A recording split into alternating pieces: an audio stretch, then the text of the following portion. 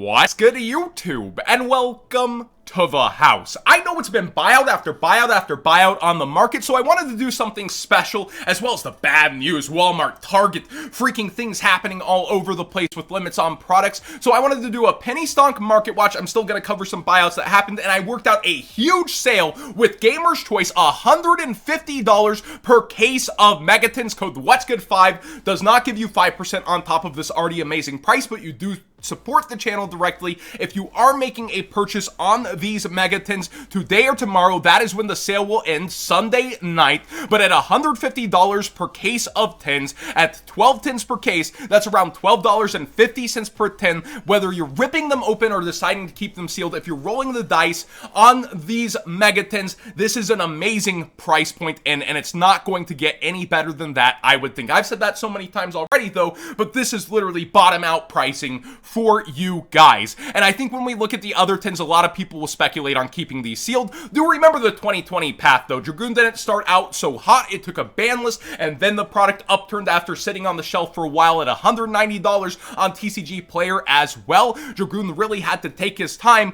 but we will probably surmise that Konami, while the Megatins break and bend the rules every year, will try to follow the model of the 2020 tins, considering the themality for 3 years in a row are the 10 of lost memories, ancient tablet, and that sort of stuff. Now, 2019 had promos, something that is not listed in the set description of the 2021 tins. That's why it's so successful and ripped open, and the triple MSRP. But the sets inside here are amazing, between Rise of the Duelist and Eternity Code. So many potential chase cards, so much to roll the dice on, and if you are doing that, this is by far one of the best prices. You can also use code WhatsGood5 on their website though this weekend on Dawn of Majesty. I got them to restock that, and I really like the aesthetic for this. I actually want a set banner, but I think this is one of the most hype core sets in a long time. And then you also have Legendary Duelist Synchro Storm being way better than it has any business doing for a side set, and I'm here for it. I think that between the Synchro archetype, we don't even have the Speed is revealed yet, and the Leerlusk looking really clean for pure and doing a little tiny bit for the Tri-Brigade stuff, but not that much for that variant. But I still like how they turned out, and that the once per turn clause still in modern Yu-Gi-Oh! Konami doesn't seem to learn. Anyways, both of these prices are amazing, and you can use code WhatsGood5 for 5% off to support the channel on these, but no code stacking on this amazing sale of the Megatins. Again, you support the channel if you are purchasing here, and it's still a gamble. I would say you have Animation Chronicle and maybe Gold Series that would have reprints of stuff, or even maybe steal a chase card here and there, but there's so many potential chase cards, so many amazing upgrades that could happen even in mid-rarities, that I'm pretty excited for these tins, and I do hope maybe they'll even make the Dark Magician and Blue Eyes support good this time. It could possibly happen. Speaking of Dark Magician Girl has a new art promo being released, and there's some differences. This time it's going to have a border within the picture. It's a different set and serial number, it seems, and I didn't know there was no border the first time. I didn't pay attention, but apparently that's because it's the anniversary art that Kazuki Takahashi did before, and the original cards did not have the border for the anniversary pack for us either. This time it will have a border, giving a completely different aesthetic, and to Yu-Gi-Oh! Players, that's like a first edition stamp. That is something different on a card they can point to and then say, I have an original, and there's going to be 2 different markets most likely on these Dark Magician Girl runs, especially with different set numbers. So be aware that is a thing with the new Lost Art promos coming out. Also, Dark Magician himself has fallen a pretty good amount in price versus those initial Ghost Rare buyouts, to where we see near mint, oh my gosh, almost back to triple digits out of the quads, $1,079 by a motivated seller, but a lot of people trying to still get $1,400. The rest of the Ghost from the past has been falling out really fast, the individual packs going down in price, but the sealed displays slowly and consistently going up. I think that's because sealed displays, you have that clumping issue,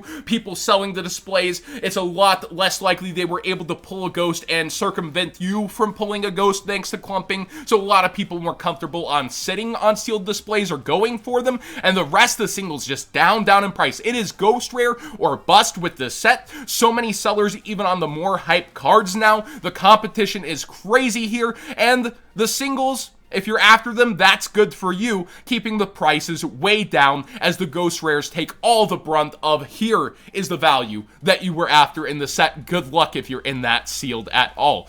The Ogdoadic, or Ogdoadic as I will call it, there's two proper ways to pronounce that. We see the Ogdo Abyss Overlord up and almost out of quantities at all. A day one buyout may be happening there on him right now, so if you're after him, maybe sooner than later using that TCG player link in the description down below, costing you nothing extra to support the channel directly before it might disappear. I was shocked that this wasn't on top of the set in the first place, even if you're only after 1 to 2 of these depending on the variant you're playing and how you're playing, but I was just shocked that the most potential of a deck was getting stuffed down like that, and it does seem like people are now after these cards a lot more in the set. Also, Snake Ring Collector Rare was down to $60 last night, we saw on live stream, and it seems to have been bought out a little bit. I wouldn't necessarily be investing on a meme of this level, but the card itself is arguably pretty good, so I see why people are after it. And then the top end is slowly going down for people interested. Skullmeister and Trade-In down a little bit in price. Pancratops also down a little bit in price, but the other collector rares really trying to dig their heels in the sand. Arima from the Layer Structure deck got bought out. I really wish Konami would do an unlimited wave of the Zombie Structure deck and the Layer Structure deck, or reprint the cards somewhere else. The community could really use that just for even casual play, and the cards are super interesting. So if Konami's cashing in with unlimited structure decks, what are you waiting for? The value's absurd on both of these structures. Go ahead and get to it, please. Speaking of weird structure deck buyouts, Saberforce is a structure deck I forgot even exist until I remembered Seal played at YCS's ages ago, and this Odd Eyes card that tributes a light monster to put itself out on the field and can kill something else after it destroys a monster by battle, good for it.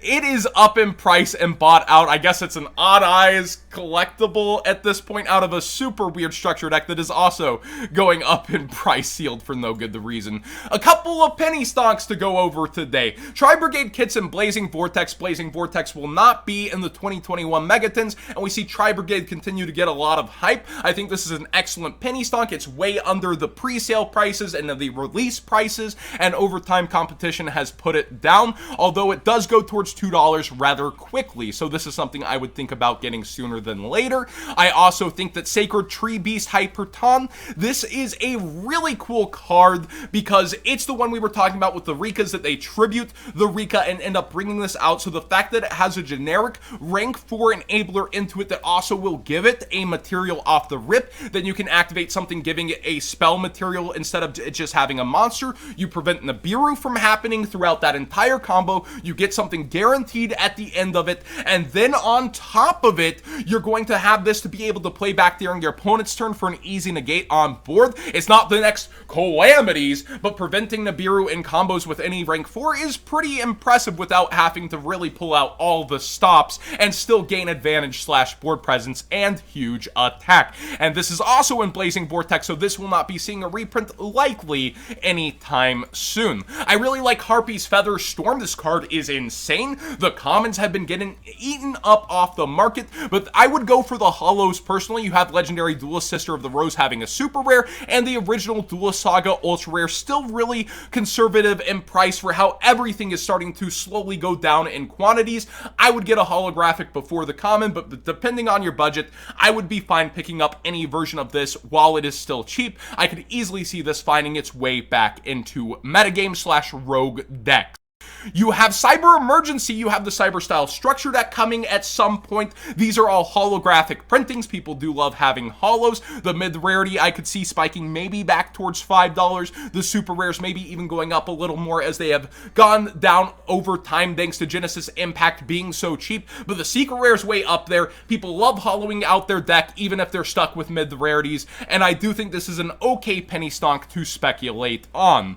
Trade-In has a quarter copy from Ancient Guardian. So many people and vendors climbing over each other's bodies just to make sales right now, and the rest of the copies you see are around $1. So all these quarters, 100 of them, 100 of them, 100 of them, 400 of them, they're there right now. But we see time and time again with cards like Allure and Trade-In itself that when there's a new copy, yes, it starts low. In fact, I think as recently, wasn't there a gold letter rare? Yes, there was, and you could get those super cheap, and now now look at it, it's $1.50 lowest for a near mint. So while these are quarters, I do think these are excellent to go in on as a penny stonk, because look at all the other prices and where it lags behind. I don't think that will stay behind for, say, maybe 3 months. You might be able to see a 4x in that price, depending on how vendors start jumping ship on that set and how terrible Ancient Guardians is, and if they're ripping it open to try to make value back, and it's so sad. But still, I think this in and of itself is an amazing stonk. The Gates of Dark World was brought up to me as, and Dark World cards in general, because you have the structure deck R now for the agents, and Dark Worlds could be in that line. That's purely speculatory, but there's only a couple of hollow printings of the Gates of Dark World, very low quantities of them as well. I think this would be an excellent hold over time to speculate on, but it not necessarily is going to pan out. I still do think it's a really good card in Yu-Gi-Oh! History, and people are looking at past formats as well, and I like the holographic version of this. This is from Astral Pack 1 for the Super, by the way. I might get the Super before I get the Ultra, but Legendary Collection cards also famously go up over time. Remember $20 Zombie World Ultras before the Zombie World reprint? I definitely would think about the Super Rare out of Astral Pack for super long-term value, in case Konami just goes, yeah, we'll Ultra this again too, because the Super having a tournament pack structure would be great for long-term investing. I am channel though, smile.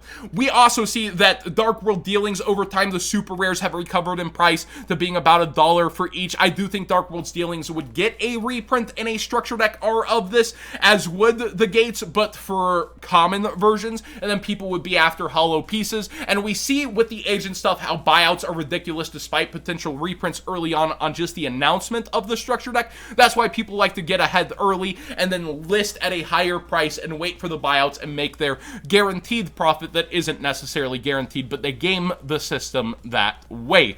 Beatrice only has 2 printings. One is most recently Maximum Gold. Her old school gold version is still sitting around $7, and she could be part of a lot of future combos considering how this game develops.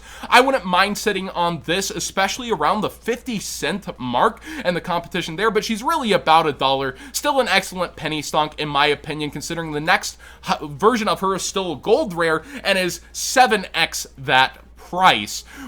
Somebody pointed out this to me. The Crusadia engine is so cheap for max rarity, but I also noticed Avermax is super low on quantities for its price. I do think having all of the Crusadia cards in max rarity is so cheap for an engine. It's a fun deck. It's something that with just one card could come back into the game or end up even finding its way into another deck as an engine, and I really think you guys should probably have access to this. And a lot of the max rarities aren't necessarily the highest amount of listings, and they're out of the 2019 Megatins, which are way up in value, yet a lot of cards aren't up in price. So Hollow Crusadia is definitely not a bad thing to have, but it hasn't moved for a long time either. But I do like the looks of Hollow Crusadias. And finally, Super Tuning out of Shadow Specters is only $1 right now. Motivated sellers lined up under that $2 mark, but it does go towards $2 rather quickly. You have this being able to search any Synchron tuner. You have Dawn of Majesty announced. You have other synchro decks really preparing themselves.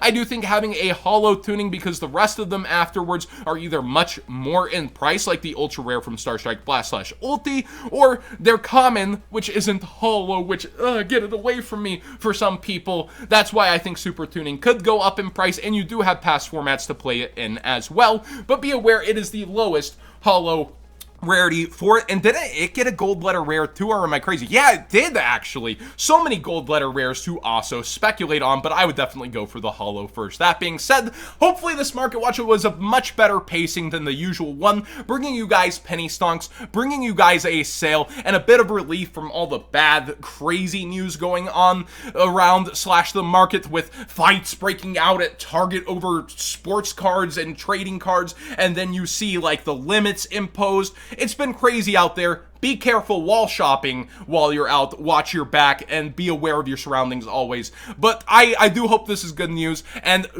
search over here on the sale at Gamer's Choice. I really did work hard to be able to set up something like this, and it will only last 2 days, and then that price is going to be gone. It supports the channel if you do shop, and I really do like how Gamer's Choice is willing to play ball and talk with me and work on things like this for you guys.